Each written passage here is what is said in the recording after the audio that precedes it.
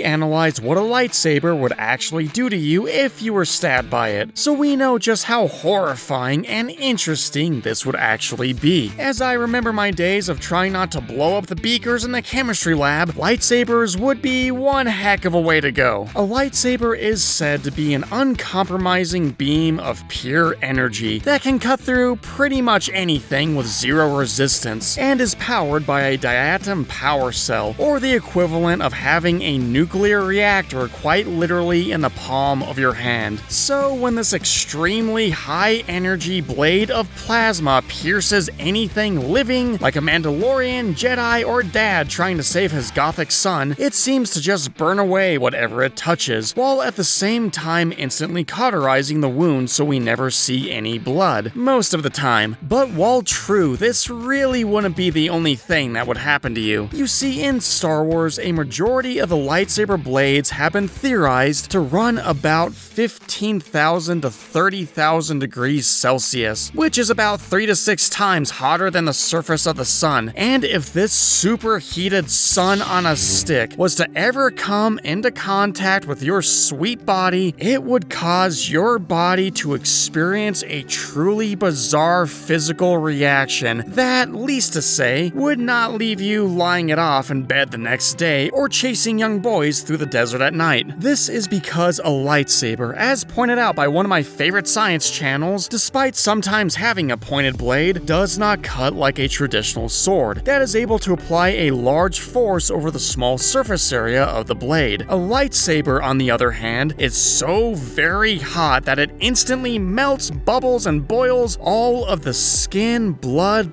vessels, and flesh and bone of the person it hits, aggressively shooting everything out of its way, going through them as if they were made out of butter. But really, even worse to the victim's dismay, a lightsaber really wouldn't just hang out stuck in place inside of them like we see it do. No. At the very least, if someone was to be stabbed with a lightsaber, if that individual were to likely fall down or move in any way, the lightsaber wouldn't fall with them like a sword stuck in their body. Instead, it would stay right where it is, as that individual would fall through the blade, essentially slicing them in half like butter falling through a hot glowing knife. So it's rather nice that Sabine and the rest of the people who get stabbed by a lightsaber were fortunate enough to have the blade either shut off while still inside of them or pulled directly out the same way it came in, and they lived to tell the tale. But really, no one would actually make it that far anyways, and things would get a lot more explosive. You see, because of lightsabers' ridiculous temperature, they have to have a magnetic field surrounding the blade to not only hold and shape the plasma into a blade and adjust its length, but as I can only imagine how tests for early lightsabers went, the magnetic field was found to be such a crucial component because it's actually this field that contains the heat from the blade, full on stopping everything and everyone in the room from literally instantly bursting into flames, melting them down to their bones whenever a Jedi decides to ignite their blade. Which is why Luke never uses his lightsaber to keep himself warm on Hoth, which would actually see Han Solo riding up to a flaming Skywalker carcass that has completely vaporized all the snow around it into an explosive gas, as the lightsaber tunnels its way through the planet's dense layer of snow. And when seeing scenes like Qui-Gon cutting through a metal door, we can see that it's really only the spot that his lightsaber touches that instantly melts, and is in fact shoved aside by the blade as he runs through the door, showing us that the magnetic field is strong enough to keep the heat of the blade away from anything and anyone, no matter how close it is to them, only ever affecting what it actually makes direct contact with. But this still leaves us with a rather large problem concerning what having an extremely hot substance that's hotter than the sun inside of you would actually do to your entire body, even if its heat isn't radiating outside of the spot it makes contact with. You would still be in a lot of trouble to actually survive one of these things. And hey, looking at some of the heated debates in Star Wars as to why great individuals like Qui-Gon die after getting stabbed, while Sabine, Reva, heck Finn, Cal Kestis, Kylo Ren, this guy, outside of Disney Force heals and plot all live, has to do with where they were cut and or mainly stabbed in comparison to our favorite long-haired Jedi. And thanks to the words of a doctor, you see, while characters like Reva and Sabine were clearly stabbed off to the midline of their bodies, hitting blood vessels and taking off parts of their organs, none of these are life-threatening wounds. And the cauterization that lightsabers instantly do to anything they hit pretty much solves the major life-threatening problem of bleeding. While Qui-Gon, on the other hand, was stabbed by Darth Maul pretty high up, and in the dead center of his abdomen, essentially hitting one or both of the two major vessels in his abdomen, being his descending aorta, which brings blood from the heart to your legs and essential organs, and the inferior vena cava, that returns the blood back to the heart. So Maul's blade would quickly cauterize the blood vessels to stop them from bleeding, but also cause a major obstruction for Qui-Gon's heart to pump against, as it also struggles to get any blood back to it. Maul also likely took out Qui-Gon's spinal cord, leading to possible neurogenic shock, where Qui-Gon would struggle to keep full consciousness as his blood pressure and heart rate would drop. But even this might not actually matter, as there's much more to this story of why you would want to avoid being stabbed by one of these things at any cost. In reality, if a lightsaber was to be plunged into any living creature, or at the very least any creature with liquidy cells and blood inside of them, the immediate area in and around the lightsaber stab wound wouldn't just melt and boil, but rather everything would actually turn into gas in an instant.